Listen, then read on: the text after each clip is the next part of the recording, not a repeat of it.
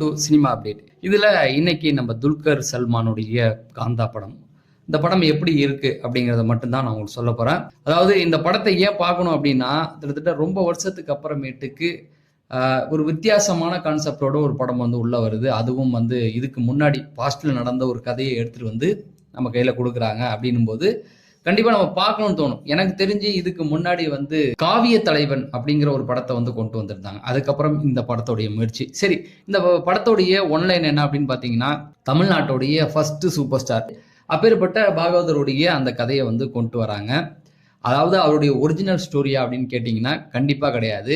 அவருடைய ஒரிஜினல் வாழ்க்கையில நடந்த சம்பவங்களை அடிப்படையா வச்சுக்கிட்டு இவங்க கற்பனையா அதுல நிறைய விஷயம் மசாலா சேர்த்திருக்காங்க. அதுதான் வந்து உண்மை. ஃபர்ஸ்ட் எடுத்தோடனே நம்ம துல்கர் சல்மான் பொறுத்த வரைக்கும் ஒண்ணுமே இருக்காது. அதாவது ரொம்ப ஏழையா இருப்பாரு.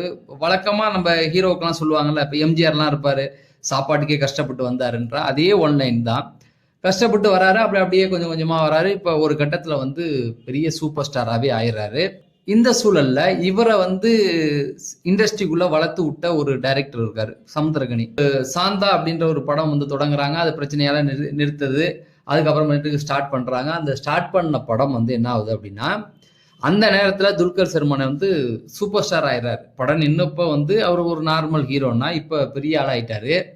டைரக்டருடைய பாயிண்ட் ஆஃப் வியூல இதை வந்து ஒரு டிராமாட்டிக்கா ஹீரோயினுக்கு முக்கியத்துவம் உள்ள ஒரு கதையா கொண்டு வர ட்ரை பண்ணும் பொழுது, இந்த பக்கம் துல்கர் சல்மான் சொல்றாரு, நான் அப்படி இல்லையே, இப்ப நான் தான் பெரிய ஆள் ஆயிட்டானே, என்ன புகழ், என்ன என்ன எனக்கு ஹீரோயிசம் வேணும், என்னுடைய ரசிகர்கள் எதிர்பார்ப்பாங்க, அந்த மாதிரியான ஒரு இது வந்துருது. ஸோ இதுல என்ன ஆச்சு அப்படிங்கிறது தான். இந்த படம் வந்து எடுத்தாங்களா, அதுக்கு இடையில என்ன குழப்பங்கள் வந்தது அப்படிங்கிற சொல்ற ஒரு படம் தான். ஒரு எப்படி சொல்றது, எல்லாருக்கும் இண்டஸ்ட்ரிக்குள்ள ஒரு பெரிய டைரக்டரு, அவருக்கு ஒரு பெரிய ஈகோ இருக்கும். பெரிய ஹீரோவுக்கும் அந்த ஈகோ இருக்கும். நான் தான், என்னாலதான் இந்த படம் ஓடுது. உதாரணம் சொல்லலாம், இப்ப பாலா படத்துல விஜய் சாரால நடிக்க முடியுமா, ரஜினி சாரால நடிக்க முடியுமா? முடியாது.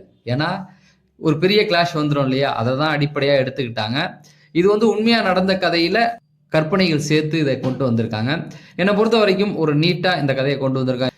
படம் பொறுத்த வரைக்கும் ஒரு டிராமாட்டிக், அது அதுக்கப்புறமேட்டுக்கு இன்ட்ரோலுக்கு அப்புறம் அது கிரைம் த்ரில்லரா கொண்டு போய் அந்த முயற்சியும் நல்லா இருந்தது. மைனஸ் அப்படின்னு பாத்தீங்கன்னா, இந்த கதை வந்து நமக்கு தெரியும், செகண்ட் ஹாஃப்ல இதுதான் நடந்திருக்குன்னு தெரிஞ்ச விஷயத்த அப்படியே சுத்தி விட்டு எடுத்துட்டு போவாங்க. பொதுவா டிராமாட்டிக் ஃபிலிம் அப்படின்னாவே அந்த டைம் டூரேஷன் வந்து கண்ட்ரோல் பண்ண முடியாது. ஏன்னா அடுத்தடுத்து கொண்டு போனாதான் புரியும். ஒரு ஒரு ஒரு சீனா எடுத்தாதான் புரியும். டக்குன்னு மாத்தினா அது ஆக்ஷன் பிலிமா மாறிடும் இல்லையா? அது அந்த மாதிரியான விஷயத்துல டைமிங் வந்து ரொம்ப அதிகமா இருக்கும். ஃபர்ஸ்ட் ஹாஃபோடைய லென்த்தும் அதிகம், செகண்ட் ஹாஃபோடைய லென்த்தும் அதிகம். இந்த படத்தோடைய டியூரேஷனை ரொம்ப கம்மி பண்ணியிருந்தா இந்த படம் வந்து நம்ம எதிர்பார்த்ததை விட சூப்பரா இருக்கும். படத்துல அந்த ஒன்லைன் டைலாக்லாம் செம்மையா ஒர்க் அவுட் ஆயிருக்கு. கண்டிப்பா தியேட்டர்ல போய் இந்த படத்தை பாருங்க அப்படின்னு சொல்லி நான் விடைபெறேன்.